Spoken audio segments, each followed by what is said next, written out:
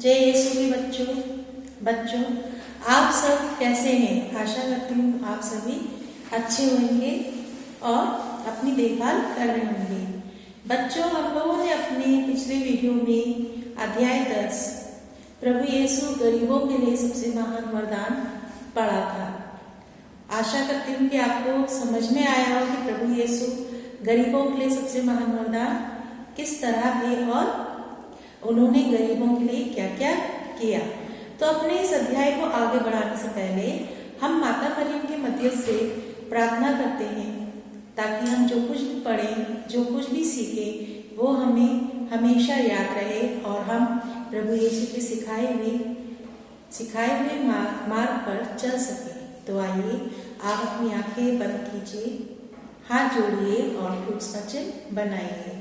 पिता, पुत्र, पवित्र आत्मा के नाम पर आमीन। प्रणाम मरिया, कृपा पूर्ण, प्रभु तेरे साथ है, धन्य तो स्त्रियों में और धन्य तेरे गर्भ का फल यीशु। हे संत मरिया, परमेश्वर की माँ, प्रार्थना कर हम पापियों के लिए अब और हमारे मरने के समय आमीन। प्रणाम मरिया, कृपा पूर्ण, प्रभु तेरे साथ है, धन्य तो स्त्रियों में और धन्य तेरे गर्भ का फल यीशु। हे संत मरिया, परमेश्वर की माँ, प्रार्थना कर हम पापियों के लिए अब और हमारे मरने के समय आमीन। प्रणाम मरिया, कृपा पूर्ण, प्रभु तेरे साथ है, धन्य तू स्त्रियों में और धन्य तेरे गर्भ के फल यीशु। हे संत मरिया, परमेश्वर की माँ, प्रार्थना कर हम पापियों के लिए अब और हमारे मरने के समय आमीन। पिता, पुत्र, पवित्र आत्मा के नाम पर आमीन। तो बच्चों, हमने अपने पिछले वीडियो में, पिछले सेशन में अध्याय 10 शुरू किया था और उसमें हमने पढ़ा था कि किस तरह से प्रभु यीशु गरीबों के लिए वरदान थे। प्रभु यीशु गरीबों को हमेशा प्यार करते थे, उनके साथ उन्होंने हमेशा बैठ के भोजन किया, उनके पास गए, उनसे दोस्ती की, उनके साथ बैठ के बातें करते थे, उनको अपनी दया दिखाई। जैसे कि अगर किसी के पास कोई बीमार था, कितने लोगों को ईश्वर ने चंगाई दी, प्रभु यीशु ने चंगा किया, कितने लोगों के लिए उन्होंने भोजन की व्यवस्था की और उन्होंने हमेशा गरीबों को ही अपना माना। तो हमें इस चीज से प्रेरणा मिलती है कि जिस तरह से प्रभु यीशु गरीबों को प्यार करते थे, हमें भी गरीबों को उसी तरह से प्यार करना चाहिए। हमारे दिल में, हमारे मन में कभी भी किसी भी तरह का भेदभाव नहीं आना चाहिए। हमें हमेशा गरीबों को अपना मानना चाहिए, क्योंकि हमारे पिता एक ही पिता है, वो है ईश्वर, जिन्होंने हम सभी मनुष्यों को अपने प्रतिरूप बनाया है। तो हमें कभी भी ये नहीं सोचना चाहिए कि ये गरीब है, हमें इससे बात नहीं करनी चाहिए। ठीक है, हमें हमेशा उन गरीबों को भी अपने भाई बहनों की तरह देखना चाहिए और उनसे भी दोस्ती करनी चाहिए, उनसे बातें करनी चाहिए। अगर आपके पास कुछ है, आपके पास जैसे पैसे हैं, ज्यादा है, तो आप उन गरीबों को बांट सकते हैं। आपके पास भोजन है, आप उनको भोजन भी दे सकते हैं। आपके घर के आसपास कितने गरीब बच्चे रहते हैं, आपको दिखते होंगे, जिनके पास कपड़े नहीं है, तो आप उनको कपड़े दान दे सकते हैं।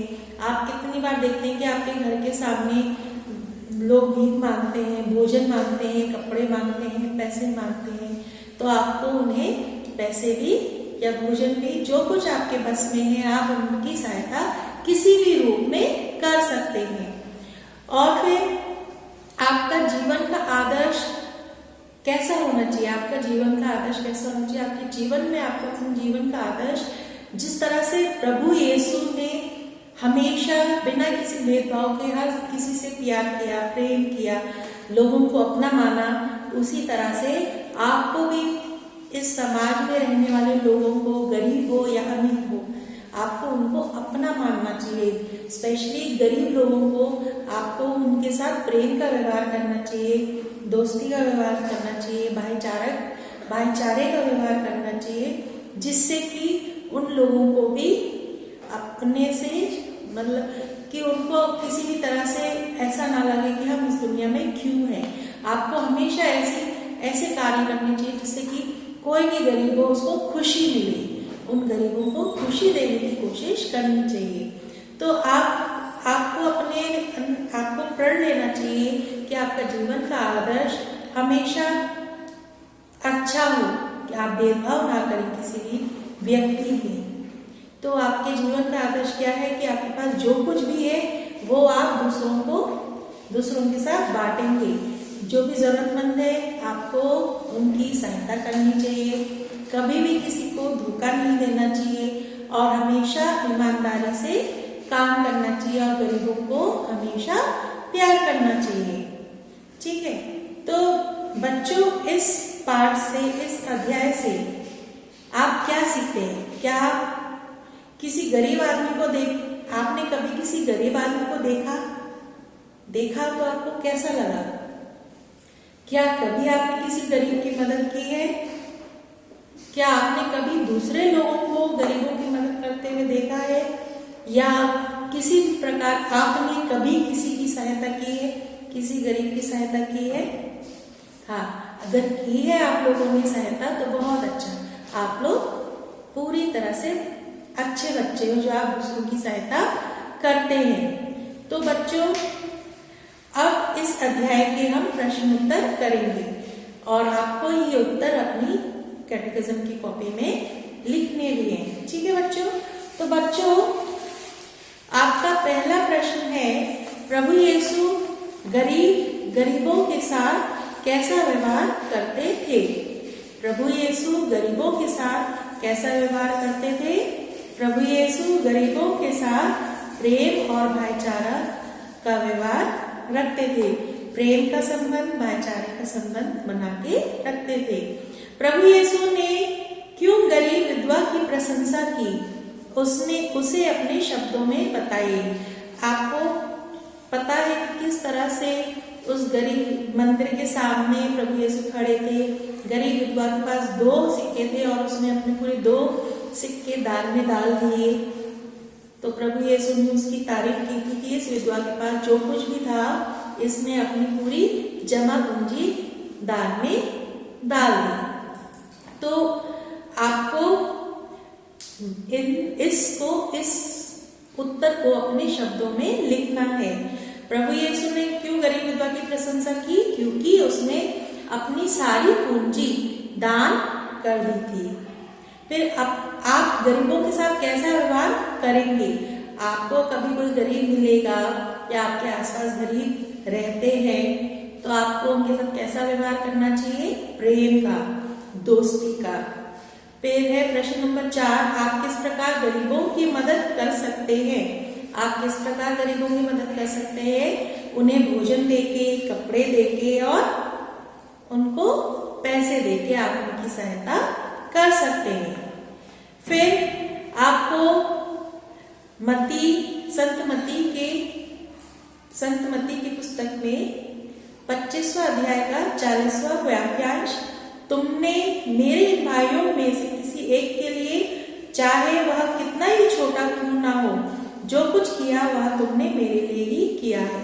आपको ये वाक्यांश अपनी कॉपी में लिखना है और इसको याद करना है। इस व्याख्यान से क्या है? इस व्याख्यान से प्रभु यीशु कहते हैं कि तुमने अगर किसी गरीब को 1 रोटी दी या उसे पैसे दिए या उसे कपड़े दिए, तो जो कुछ तुम इन गरीबों के लिए कर रहे हो वो कार्य तुम मेरे लिए कर रहे हो। अगर तुम किसी से प्यार करते हो तो तुम मुझे प्यार कर रहे हो। अगर तुम किसी गरीब से घृणा करते हो तो तुम मुझसे घृणा कर रहे हो। तो तुम जो कुछ भी करते हो वो तुम मेरे लिए कर रहे हो।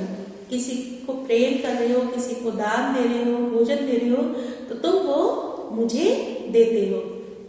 फिर उसके बाद है आपका उसमें एक्टिविटी है, आपको मंदिर में दान देने वाली गरीब विधवा का अभिनय करना है। आपको उसकी एक्टिंग करनी है, आपको एक प्ले करना है उसमें। ठीक है, और कोई ऐसा उपाय बताए जिसके द्वारा आप कल किसी की मदद करेंगे। कोई आपके पास आता है तो आप उस व्यक्ति की किस तरह से मदद करेंगे, आपको वो बताना है। ठीक है बच्चों? तो बच्चों ये था आपका अध्याय 10 के प्रश्न उत्तर। इनको आप अपनी नोट कॉपी में लिख लीजिएगा और जितना भी आपने आज तक कार्य किया है उन्हें अच्छी तरह से याद कीजिएगा। और आपको मैंने पूरे सेशन में प्रभु यीशु के द्वारा सिखाई गई प्रार्थना बोली है हमेशा, और प्रणाम मरिया, माता मरियम की प्रार्थना बोली है, आपको ये दोनों प्रार्थनाएं अच्छी तरह से याद करनी है और अपने कार्य को अच्छी तरह से करिएगा, साफ सुथरा काम करिएगा और आगे अपना ध्यान रखिएगा और कोविड-19 से अपने आप को हमेशा बचा के रखिएगा। अब आपसे हम मुलाकात करेंगे अगले वीडियो में। तब तक के लिए जय यीशु।